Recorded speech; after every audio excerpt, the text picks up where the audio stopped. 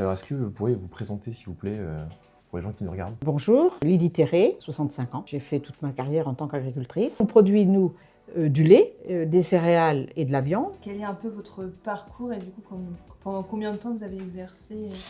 Alors mon parcours, je suis allée en usine, je mettais le beurre en plaquettes. Mon mari était donc chauffeur routier. Et en 85, on a trouvé cette exploitation-là et on s'est installé.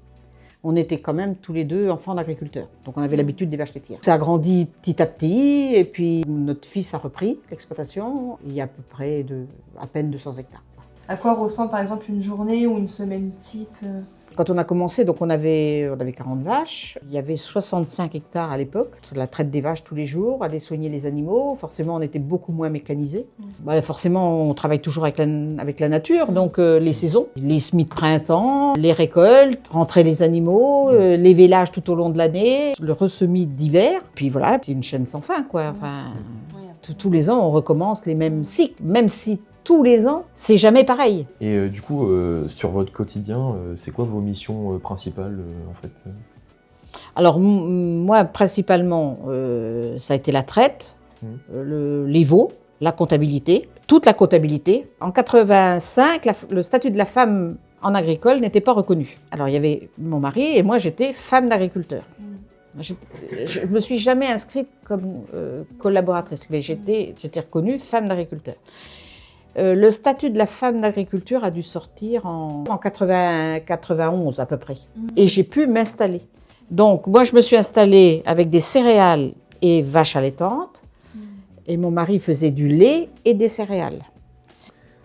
Sinon du coup, vous avez quoi comme diplôme ou comme Moi un BEPA et ouais. mon mari un BAA à l'époque.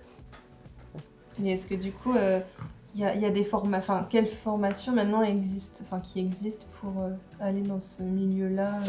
Plein. Aujourd'hui, déjà, il faut un bac pro pour s'installer, je pense. Hein, ça doit être suffisant.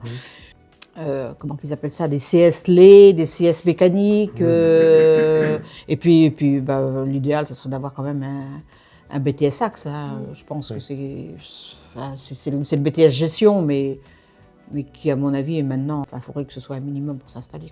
Parce que du coup, c'est un BTS, c'est ça? Oui. Et du coup, dans la gestion d'entreprise en agriculture, ou c'est...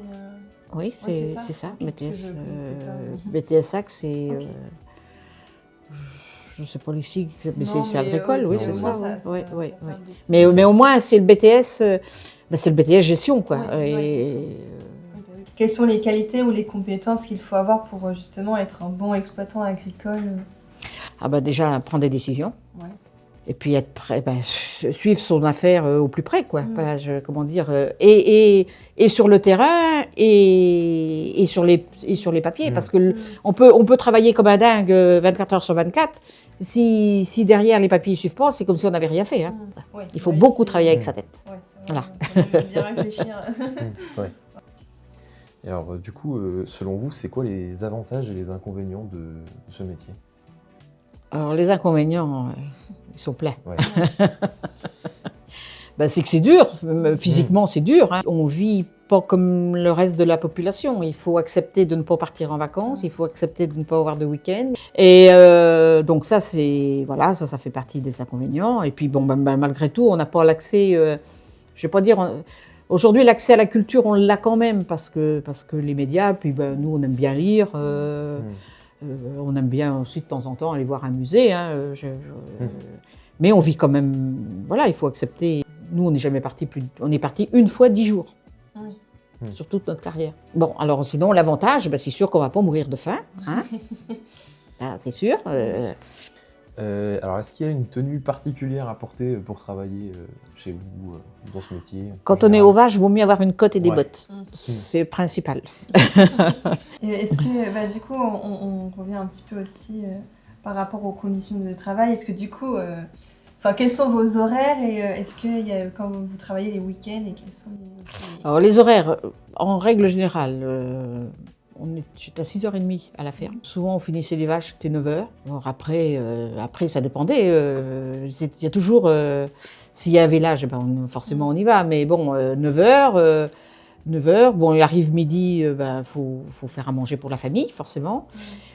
Et souvent, je repartais, il était 15h30, 16h. Je faisais boire mes veaux, chercher les vaches, la traite. Et souvent, 19h, j'étais à la maison. Ok. Maintenant, aujourd'hui, enfin, en règle générale dans le métier, comment se construit votre rémunération? Est-ce que c'est fixe? Comment ça se gère? Je me rappelle quand mon garçon est arrivé, qui s'installait avec nous, on se prenait 1300 €, 1200 € chacun, en 2014. Bon, je crois aujourd'hui, il a 1500. Ouais. Il se prélève ça sur la ferme, sur la ferme tous les mois. Comment vous verriez, vous, l'évolution de votre métier actuellement dans les années à venir, que ce soit dans 10, 15, 30 ans, peu importe? Alors, moi, l'évolution, il m'inquiète parce qu'ils sont plus assez nombreux sur le terrain. Ce qui mène le monde depuis toujours, c'est l'argent. Et que si l'agriculteur était 10 fois, non même pas, allez, 2 fois plus riche, ça attirerait, non mais ça ferait envie aux gens. Tout pendant qu'il n'y a pas l'argent en face, ça n'attirera pas les gens. Justement, la dernière question, c'était quel conseil vous donneriez à un jeune qui veut faire ce métier? Il faut surtout qu'il fasse ce qu'il a envie de faire. Pour moi, c'est ça. Il faut toujours s'accrocher. Eh ben, merci beaucoup. Est-ce que ça correspond à l'idée que vous vous en faisiez ou pas du tout? On avait une idée légère, mais pas une idée vraiment concrète de ce que c'était vraiment, quoi. Bon, j'espère que je vous ai éclairé. Merci, oui, c'est le cas. Bon, c'est bien.